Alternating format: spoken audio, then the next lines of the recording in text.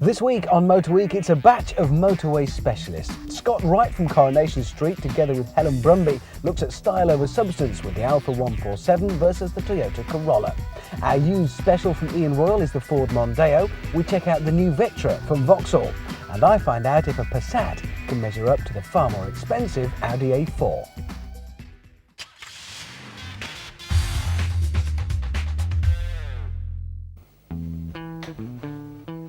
Now, for most people, being a sales rep is a humdrum kind of job. But get beyond the polished shoes, the power tie, and frankly very sharp suit, there lies a honed selling machine. I'm a tiger. Rawr! But often, no matter how sharp your looks, and however smooth that charm, when it comes to your company motor, it all starts to get a bit naff. No, people didn't see you hanging your jacket up in the back of an old Vectra and say, wow, there's a man who's going places. But they might well do in this, because this is the all-new Vectra, and I think it's one that Mr. Clarkson might not be quite so rude about.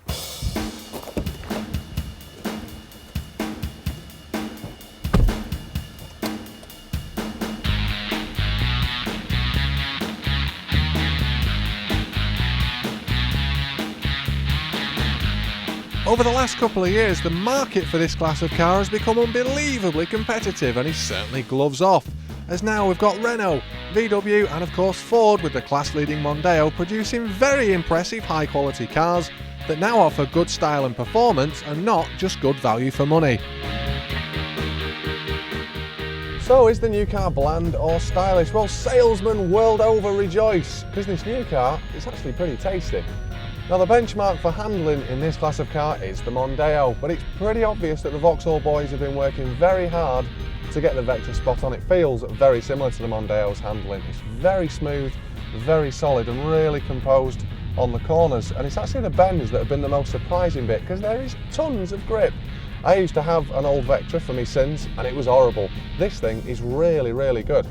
Now, whilst great cornering ability might not be essential if you're a paperette from Slough nipping up and down the motorway all day, it is nice to know that if you stray onto any B roads, you might end up putting a smile on your face, or a smug grin if you're a particularly slick salesman.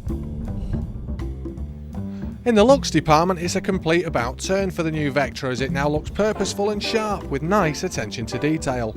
And it's instantly recognisable as a Vauxhall, taking styling cues from the current Astra and Omega range. Now, straight away, that's going to appeal to people who want a car that looks individual. As it's got to be said, the Mondeo, Audi A4 and Passat all look very similar. Now, that attention to detail of the exterior is carried through to the interior, and once again, it's actually very nice. Very solid, feels very well put together, and actually quite luxurious, and there's a couple of touches on here that won't look out of place on a BMW. And the cabin itself is a lot bigger than the outgoing model, and it's a much better seating position, which, let's face it, when you're doing thousands of motorway miles, is exactly what you need.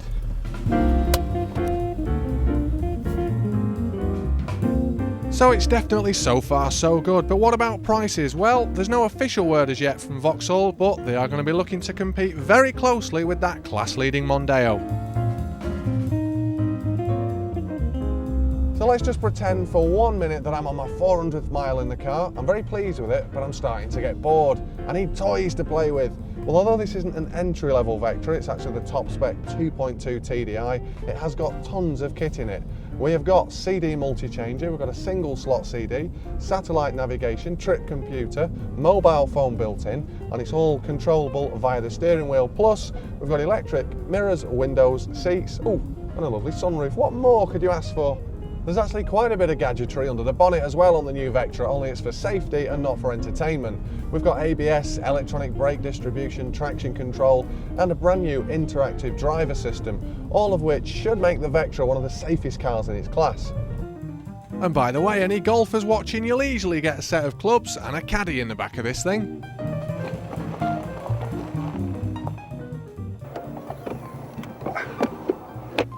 In fact, whatever way you look at this new Vectra, it's very impressive. Now, I'm not saying I want to become a sales rep or a family man overnight, but if I did and I ended up with one of these, I'd be quite chuffed.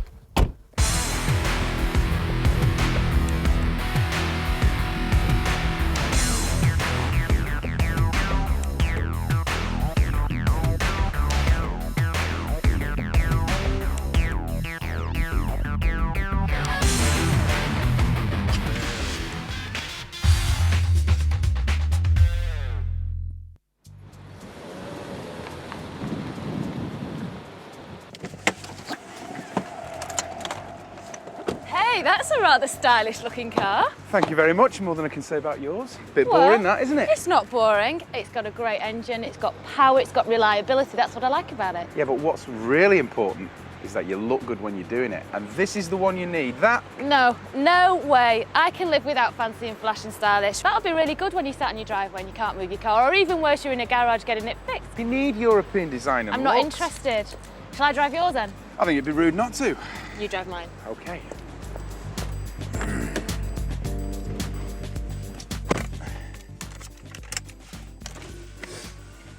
Now, at one point, it was a definite choice. You either chose the stylish design of the French or Italians, or the effortless reliability of his less distinctive Oriental rival. But this gap is now narrowing, and we're about to see whether it really exists at all. The argument in both courts still stands for a large percentage of the used car market. But today, the gap between style and substance in the new car market is forever growing smaller, especially as the new breed of Japanese cars meets the European rivals. Now, it's true to say that the Japanese were renowned for their reliability and efficiency, and the Italians for their design flow, but the tables are turning a bit, if not evening out. The Italians are working on a more reliable engine, and the Japanese are trying to shake off this uninspired design reputation that they've got. In some ways, these two cars are both very similar. Similar engine sizes, similar price tag, similar array of gadgets. But that's not what we're getting at here. The proof is in the driving. The Alfa is a gorgeous driving experience. You also feel quite special too whilst driving it. Inside and outside, it's spectacular. But that hasn't convinced me on the drive. Although this is a 2-litre engine and it's quite nippy and zippy, the 1.6 unit is quite underpowered compared to that of the same level in the Corolla. And what to the cost of driving around with style? Well, with this 147, what you've got here is, on occasions, it's double the cost of that of the Corolla. If we just take a look at the major service, for example, you're going to be paying for the beauty of this car towards the steep end of £500, whereby for the same service for the Corolla, you'll be paying around about £250. And of course, beauty does come at a cost, and it's shown when we look at the insurance levels in this car. Now, this is a Group 12. That's quite high for a small car. And also the Corolla, yet again, how great is it? It's only a Group 5.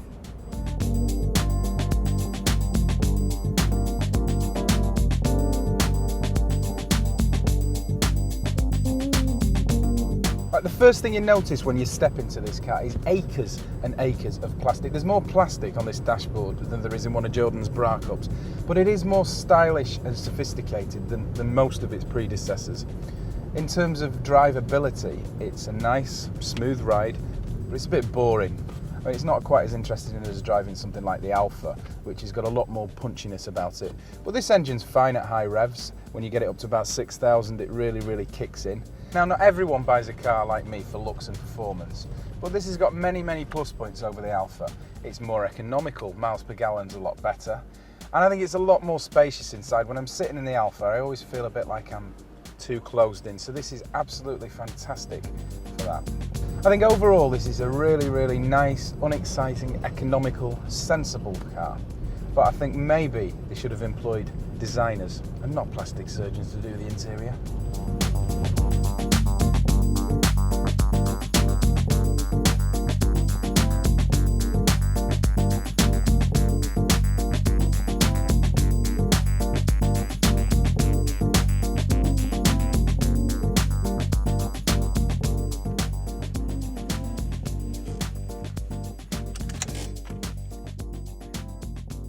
Now, in the current market, there's not much to choose between them. Size-wise, there's only millimetres, and they always say that size isn't important, it's what you do with it. And that's true, and to a certain extent, I have been swayed by the 147 and biased against the Toyota because the 147 is such a beautiful looking car.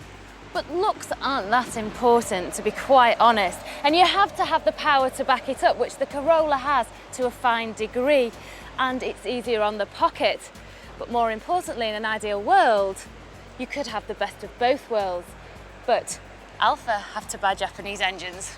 or the Japanese have to get in an Italian stylish, which isn't going to happen. And to be honest, it's quite an even playing field, and it all comes down to personal choice. Of course it is. The difference between these two cars is the running costs of them. So if you're prepared to spend a little extra dough on those all-important style points, then the Alfa is the car for you. But if you want economical, reliable motoring, then the Corolla is the safe bet.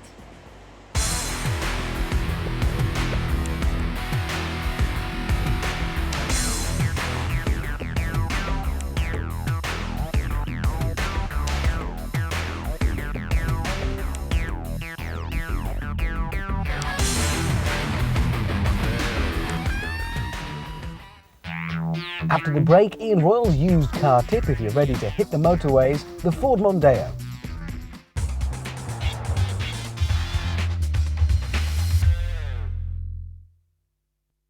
Families deciding which car will have the privilege of hauling their little chicks around whilst they push toffees down the back of the seats and smear ice cream into the headlining are faced with a huge choice. City cars, soft roaders, MPVs and sporting station wagons all beckon temptingly. Which makes it actually a pretty radical choice to buy a family car that looks like a family car rather than an escapee from the set of Star Wars. But there's actually quite a lot to be said for it. It is comfortable, practical and really quite stylish in an understated sort of a way. These then are two family cars. They're not clever MPVs, they won't carry 18 people, they don't convert into a sports car at the weekends, or a speedboat for that matter, they can't go off-road, don't run on olive oil, and you'll never ever pull in one. Both have 4 doors and 4 seats, and both are ready to report for duty at work in the week and with the family at the weekends. But what we're trying to do here is find out whether this kind of classy elegance can be got cheap.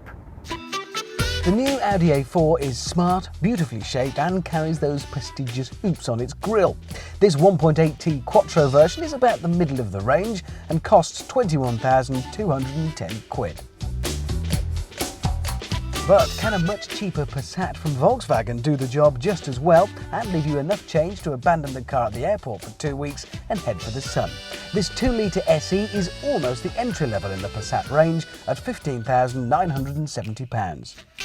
Not so very long ago, the VW Passat was universally regarded as the most boring bucket on the road.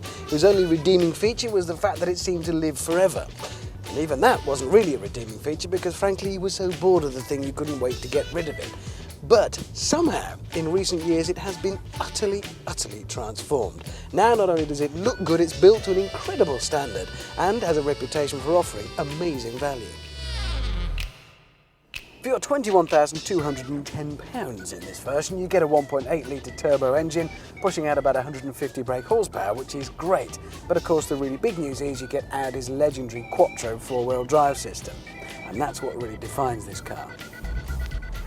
The interior, well, it's hardly fancy. There's no leather in here for certain, but it is typical Audi, which means it's incredibly well built. And once you look closely, you realise it's discreetly elegant. And there are some fabulous little touches in here. Everything is damped and well built. But this is a family car, and there's just something missing. But I think I can put that right.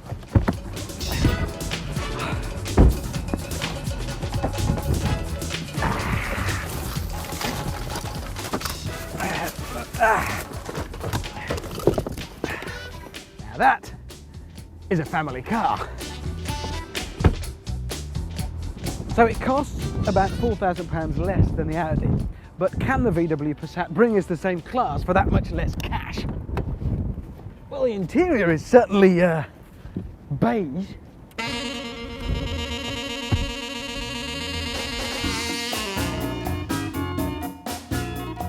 Our budget 2-litre SE version produces from its 2-litre engine 115 brake horsepower, so it is well down on the Audi for sheer power, but then in two cars with this much price between them, we can't really expect them to compete completely when it comes to performance. The interior certainly doesn't boast the sort of quiet elegance you find in the Audi, but it is a notch above the ordinary. It looks pretty smart and you get the impression it'll last and last and last.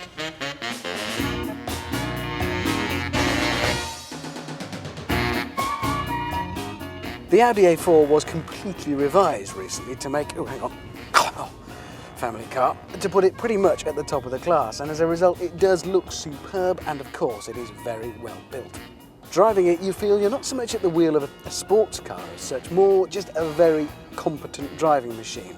The Quattro system gives you near constant grip. It corners flat and level. It accelerates not blisteringly quick, about 9 seconds-ish to 60 miles an hour, but that's not bad in what is, after all, a family saloon. There may be more glamorous roles for a car than being a family wagon, but they do play a vital part in our lives. They get on with the humdrum business of shifting us and our broods from Granny's house to the supermarket via Saturday morning football, and with a couple of runs up the M6 for meetings in the week. And both of these cars do that very well. The Audi A4 not only looks beautiful, but it offers great performance too, and if you've got the money, it is a fantastic family car. But the VW Passat is built to the same standard. It arguably looks just as good, and if you can forgive the slightly lesser performance, it does everything the Audi does. And best of all, it'll leave you with just about enough spare change to buy yourself a sports bike for some serious weekend fun. Now that sounds like a plan for Family Man.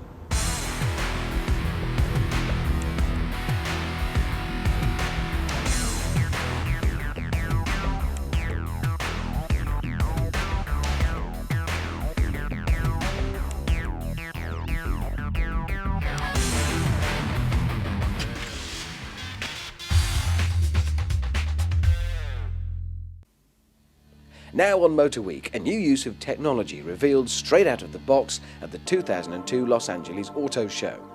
This is the Lincoln Continental concept, which is the first to use fibre optic lights.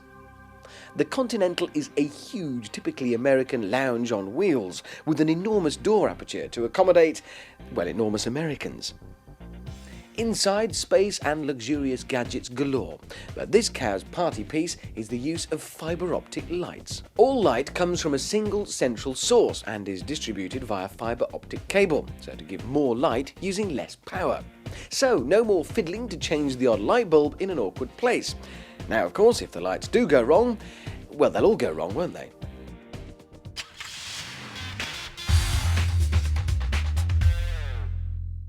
Finding a well-made, sensibly priced and reliable family car on the used market isn't quite as easy as it might seem. A Vauxhall Cavalier or Vectra, a Renault Laguna or a Peugeot 406 might fit the bill, but why not do what just about everybody else seems to do and buy one of these, a Ford Mondeo? Now, I know it's rather boring to go along with the flow and all that, but there must be a very good reason why the Ford Mondeo is a consistent bestseller in this category of car, and there is, as you'll see. And buying a used Mondeo makes enormous sense. Let someone else take the hit on the list price, run it for a couple of years, get the engine nicely run in, and hey-ho, you can come along and pick up a real steal like this. This 2-litre LX cost over £16,000 when it was new, but now costs less than £6,000. But if you're looking for a great family saloon, hatchback or estate, try one of these. And now that the new Mondeo is selling well, these shaped cars are slipping back in price. We'd advise you to spend that bit extra and not go for the early 1993 to 96 cars, but look for the facelifted models introduced in late 1996. The way to spot the difference is the revised oval grille, curved headlamps with white lenses and a new look dashboard. The engines are different across the range too, with more performance and better fuel economy. It's out on the road though where you'll really relish the fact that you bought a Mondeo. The early cars are okay, but these later models are excellent for a mass-produced repmobile. The Mondeo's chief rival, the Vectra, has always come in for a lot of criticism about its dull interior and the way it drives, something I don't agree about. I think the Vectra is absolutely fine, but the Mondeo is better. 1996 is around the time Ford really got their act together in the way their cars drove, and this Mondeo is testament to that. It's sharp to drive, comfortable, and if you go for say the 2.5-litre V6 unit, really quiet as a cruiser up and down the motorway. You do get a great choice of engines in the range. I'd avoid the 1.6, which feels sluggish and underpowered with only 90 brake horsepower. Best go for a 1.8 or 2-litre, both 4-cylinder units which offer good performance and economy. Better yet, go for a 1999 Zetec engine car. The 2-litre is just as economical but offers more zip. If you want even more, well, look out for the V6 2.5 litre models and the special ST24 or ST200s, which get the full sport treatment. Ford have made some very bold decisions over the years. For instance, when the Sierra first came out, it took a long time to bed in with the great British public. And then when the Sierra was replaced by the Ford Mondeo in 1993, again, this car wasn't an instant hit, but they have come up with some wonderful styles. For instance, the new edge design styling on the Ford Focus, fantastic. And then there was the frog-eyed Ford Scorpio. Oh well, there have been a few mistakes then. But if you're looking for a great value family saloon, estate or hatchback, try out one of these. And now that the new Mondeo is selling well, these shaped cars are beginning to slip back in price on the used market. Avoid going for a 1993 to 96 Mondeo, look out for the later spec cars. And the way to tell the difference is the revised oval grille, the curved headlamps with white lenses and the new look dashboard. Plus they have a different selection of engines which offer better performance and economy. Next week on Motor Week, it's cheap and cheerful with a whole box full of tiddlers. We look at the Polo, both new and used. I check out the Daihatsu Sirloin, sorry that's Syrian, and the Perodua Canera. See you then.